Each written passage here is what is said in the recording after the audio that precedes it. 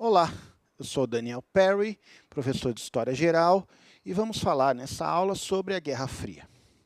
Como vocês viram na aula de Segunda Guerra Mundial, em 1945, os Estados Unidos lançaram as bombas atômicas sobre o Japão. Um mês depois, a guerra definitivamente era encerrada com a vitória dos aliados.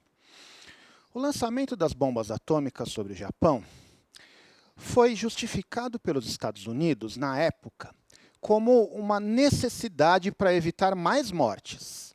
Por incrível que pareça, era essa a justificativa. Dizia o alto comando militar norte-americano que invadir o Japão ilha a ilha causaria muito mais mortes. Mas o fato é que o lançamento das bombas atômicas ocorreram especialmente porque os norte-americanos desejavam não só encerrar a guerra de uma vez com sua vitória, mas também mandar um recado para o mundo, em especial para a União Soviética. Qual recado era esse? Os Estados Unidos são a maior potência militar do planeta. Os únicos que têm armas atômicas, que por sua vez têm uma capacidade destrutiva maior que qualquer outro tipo de bomba. Então, tinha um grande simbolismo político o lançamento das bombas atômicas. Esse episódio é considerado o início da era atômica e, para alguns historiadores, também o início da Guerra Fria, da disputa entre Estados Unidos e União Soviética pela hegemonia mundial. Porém, como eu vou contar, oficialmente a Guerra Fria começa um pouco depois, com a doutrina Truman e com a oficialização por parte dos Estados Unidos que iriam combater o socialismo no planeta todo. Mas é importante sempre ressaltar que o lançamento das bombas atômicas também já pode ser considerado um momento de desafio dos Estados Unidos em relação a outras potências, em especial a União Soviética. Mas o que mais estava acontecendo nesses momentos finais da guerra? Bom, ainda antes do lançamento das bombas atômicas, em fevereiro de 1945, ocorreu a Conferência de Yalta, na União Soviética. Os soviéticos já haviam expulsado os nazistas de seus territórios, então ocorreu uma conferência que reuniu os mandatários das três principais potências aliadas contra o eixo. Stalin, liderança da União Soviética, Roosevelt, dos Estados Unidos, e Churchill, da Inglaterra. O que foi definido na Conferência de Yalta? A divisão da Europa em duas áreas de influência. O lado ocidental, aqui no mapa em verde, permaneceria capitalista, sob influência, sobretudo, dos Estados Unidos. O lado oriental do continente, aqui no mapa em laranja, se transformaria em área de influência da União Soviética. E esses países do leste europeu se tornariam países socialistas. A Conferência de Yalta, portanto, ela divide a Europa em Europa Ocidental e Europa Oriental. Europa Ocidental capitalista, Europa Oriental socialista. Europa Ocidental influenciada pelos Estados Unidos, Europa Oriental influenciada pela União Soviética. Essa divisão foi uma divisão quase que inevitável, porque, como vocês também viram na aula de Segunda Guerra Mundial, o Exército Vermelho, ou seja, o Exército Soviético, sozinho, expulsou os nazistas do leste europeu. Então, as tropas soviéticas já estavam espalhadas pelo leste do continente europeu. E a União Soviética não iria abrir mão de exercer influência sobre esse território que ela havia libertado da Alemanha. Então, a Conferência de Yalta, ela, na prática, oficializou uma divisão que já vinha se estabelecendo por conta da dinâmica que a Segunda Guerra Mundial teve a partir ali dos seus anos finais. O mundo, então, começava a ver mais claramente a divisão entre capitalismo e socialismo que iria imperar nas próximas décadas. Alguns meses depois aconteceu, já na Alemanha derrotada, a Conferência de Potsdam. Nessa conferência, estava lá o Stalin novamente, Harry Truman substituía Franklin Delano Roosevelt, que havia morrido, e Clement Attlee substituía Churchill. O Clement Attlee havia substituído Churchill como primeiro-ministro da Inglaterra. Na Conferência de Potsdam, realizada na Alemanha, o que foi estabelecido? A divisão da Alemanha em dois países, a Alemanha Ocidental e a Alemanha Oriental. A Alemanha Ocidental manteria o sistema capitalista e se tornaria área de influência dos Estados Unidos, embora oficialmente fosse dividida em uma região americana, uma região inglesa, uma região francesa.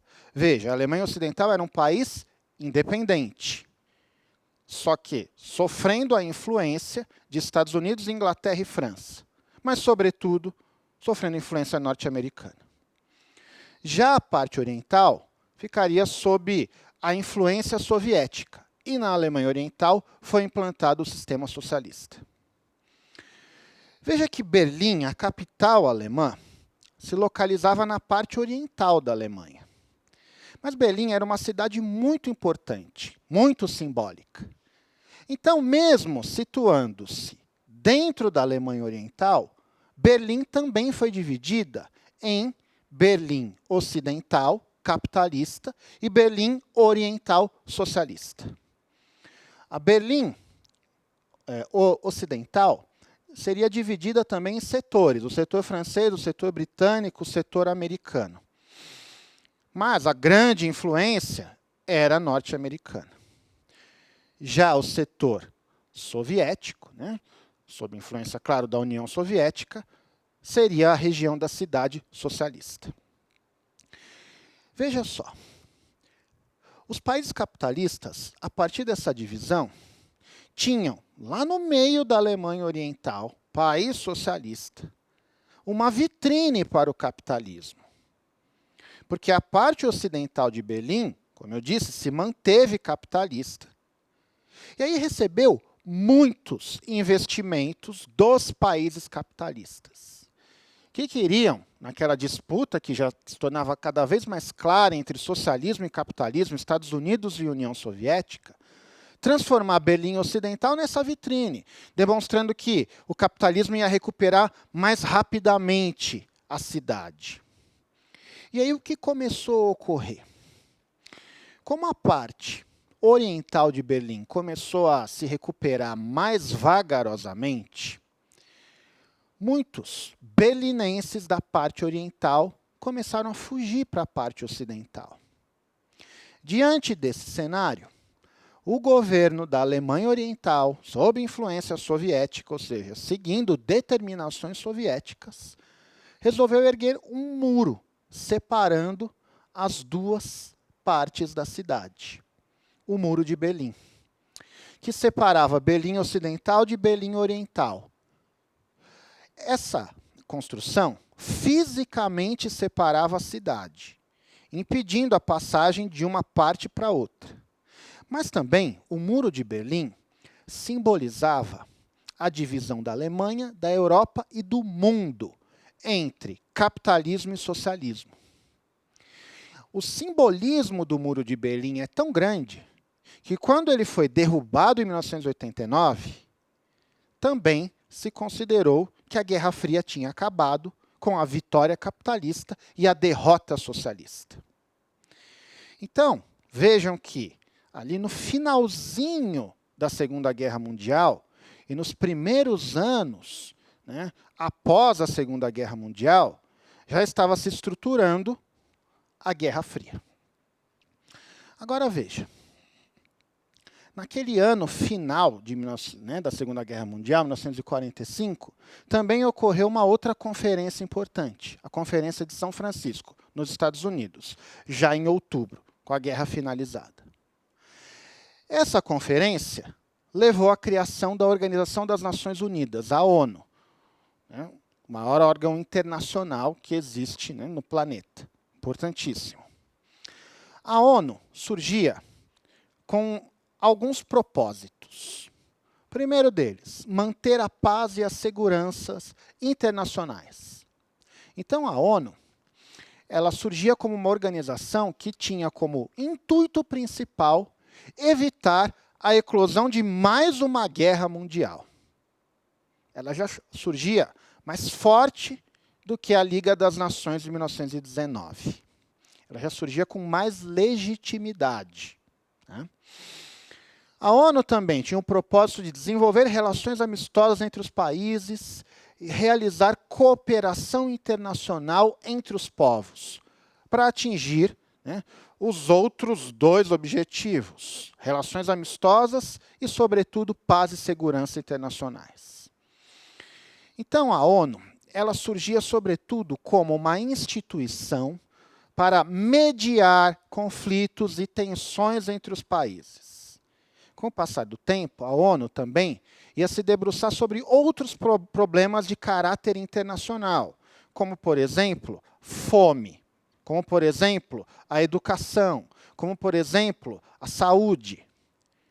Então, iam surgir outros órgãos ligados à ONU com a função de, através da cooperação entre os países, resolver problemas que afetavam todo o planeta. Então, foram surgindo várias organizações ligadas à ONU. A OMS, a Organização Mundial da Saúde, a Unesco, tá? Mais voltada para a área da educação, dentre outros. Tá? Em 1948, a ONU elabora e promulga um dos documentos mais importantes do século XX e da história humana, a Declaração dos Direitos Humanos. Nitidamente inspirada na Declaração dos Direitos do Homem e do Cidadão da Revolução Francesa e na Constituição norte-americana de 1787, portanto, em princípios iluministas, princípios liberais, a ONU, em seu artigo 1º, né, declarava: todos os seres humanos nascem livres e iguais em direitos, são dotados de razão e consciência e devem agir em relação aos outros com espírito de fraternidade. A Declaração dos Direitos Humanos, ela não tem o poder de uma constituição, como se fosse uma constituição internacional que todos são obrigados a seguir. Mas é um documento importantíssimo que dá o norte do que devem ser os fundamentos civilizatórios do planeta Terra, que, portanto, devem gerir as relações entre os seres humanos. Então, a Declaração dos Direitos Humanos é um documento importantíssimo que serve, em muitos casos, para que organizações, partidos políticos, associações e assim por diante, exerçam pressões sobre governos que desrespeitam os direitos humanos. E nessas décadas, né, a partir da Declaração dos Direitos Humanos, houve várias situações em vários países de desrespeito a estes princípios. E, em muitas dessas ocasiões, diferentes órgãos, associações, instituições, grupos, usaram essa declaração como uma maneira de exercer pressão sobre governos e governantes que estavam desrespeitando os direitos humanos. Nesse contexto, em que, ao mesmo tempo, a humanidade buscava a paz, se estruturou um dos períodos de maior tensão da história humana, a Guerra Fria, que, cronologicamente, tem o seu início oficial em 1947 e o seu fim em 1989.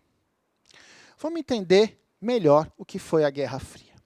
A Guerra Fria foi um período de bipolarização do planeta, em que havia a disputa entre Estados Unidos, principal potência capitalista, e União Soviética, principal potência socialista.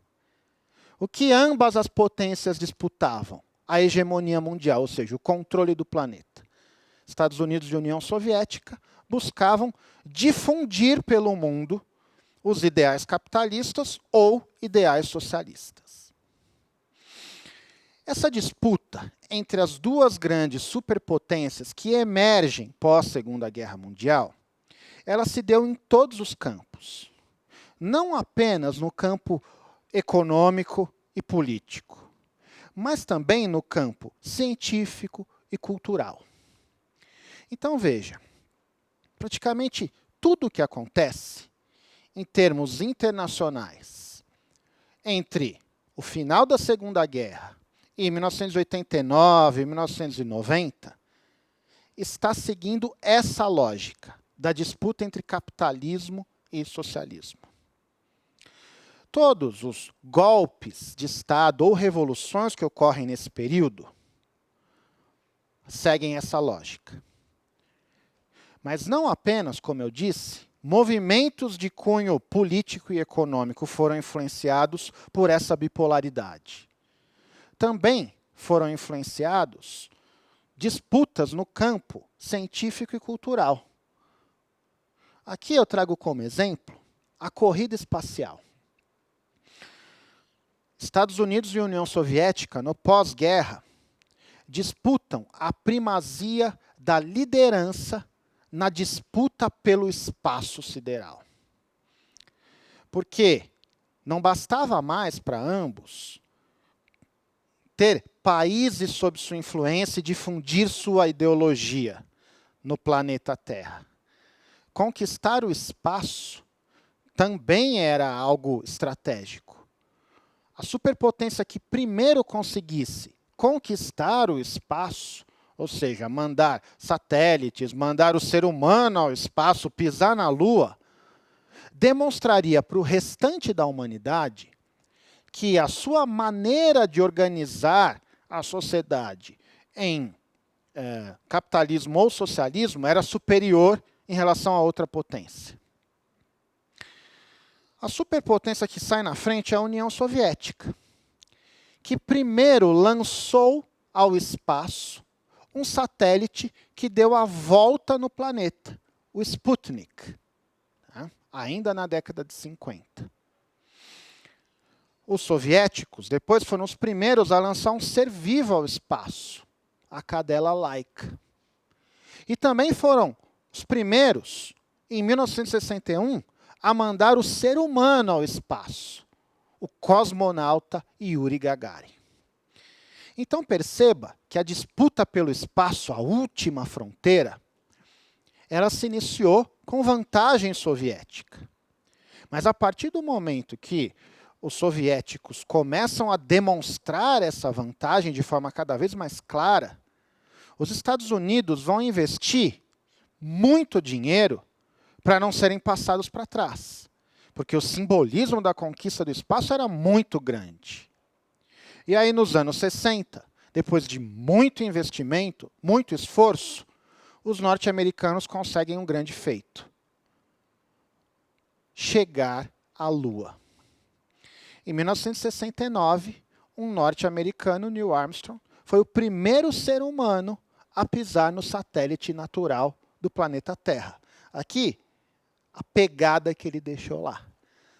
Assim que ele pisou, proferiu a famosa frase: é um pequeno passo para mim, mas um grande passo para a humanidade.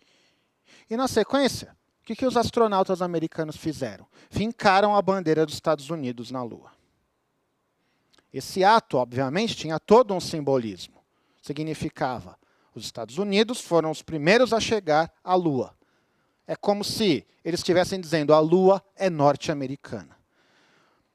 Então, a corrida espacial, ela é um dos episódios que demonstra essa disputa em todos os aspectos que se estabeleceu durante décadas entre Estados Unidos e União Soviética, capitalismo e socialismo. Mas existem diversos outros. Por exemplo, os Jogos Olímpicos. Depois da Segunda Guerra Mundial, cada Olimpíada era também um palco de disputa entre o bloco capitalista e o bloco socialista. Os Jogos Olímpicos ganharam toda uma importância política que não existia antes. E nessas décadas de Jogos Olímpicos, sob a Guerra Fria, Estados Unidos e União Soviética se revezaram na liderança do quadro de medalhas, porque cada medalha de ouro, de prata ou de bronze, era como se fosse também uma vitória no campo econômico, político, no campo social, no campo ideológico. A Guerra Fria, então, começa a ser estruturada ainda durante a Segunda Guerra Mundial. Tá? As divisões ali da Europa, da Alemanha, vão se estabelecendo. E logo depois da Segunda Guerra Mundial, a Guerra Fria acaba sendo oficializada. Como? Em 1947, os Estados Unidos promulgaram a doutrina Truman. Truman vem de Harry Truman, presidente dos Estados Unidos na época. A doutrina Truman era o conjunto de diretrizes da política externa norte-americana dali em diante. E o que a doutrina Truman definia? Definia o seguinte, que os Estados Unidos iriam utilizar de quaisquer meios para derrotar o socialismo. Que quaisquer meios eram esses? Apoio econômico a aliados e boicote econômico a inimigos. Apoio político a aliados, como, por exemplo, grupos que promoveriam golpes de Estado para impedir o avanço do socialismo. Boicote a grupos políticos adversários, como, por exemplo, a sabotagem, de revoluções de cunho socialista. A doutrina Truman definia, oficialmente, que os Estados Unidos, se necessário para combater o socialismo, iriam estimular a espionagem, iriam, se necessário fosse, assassinar lideranças políticas que eles consideravam uma ameaça ao capitalismo. Então, a doutrina Truman oficializava a posição belicosa, agressiva dos Estados Unidos no que se refere ao combate ao socialismo. Como isso era justificado? Os americanos defendiam que essa postura, significava defender a civilização livre, a liberdade. Era essa forma deles enxergarem isso e justificarem ideologicamente essa posição.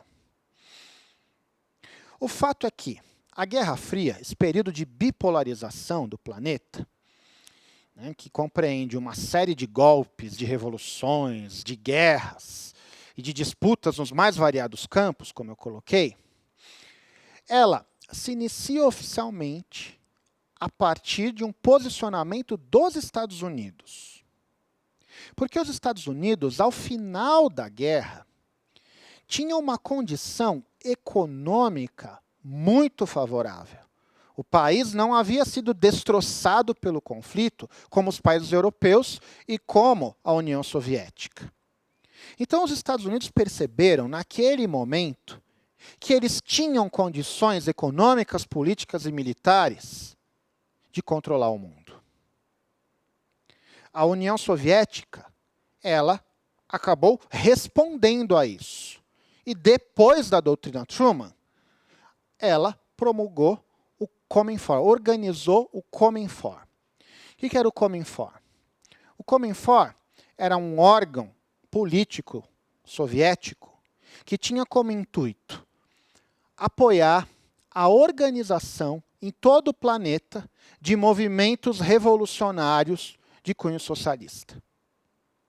Então, o Cominform ele não era exatamente uma declaração, como a doutrina Truman. O Cominform era um órgão político de apoio ao socialismo internacional. Dessa forma, a União Soviética respondia à ação norte-americana e também se posicionava na disputa pelo controle do planeta.